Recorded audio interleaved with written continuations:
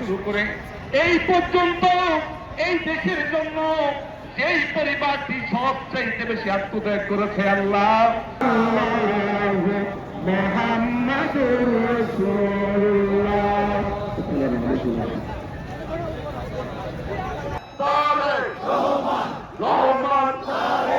Dove সাধারণ সাবানের থেকে আলাদা। এর 1/4 ময়েশ্চারাইজিং ক্রিম আপনাকে দেয় নরম, কোমল ও উজ্জ্বল ত্বক।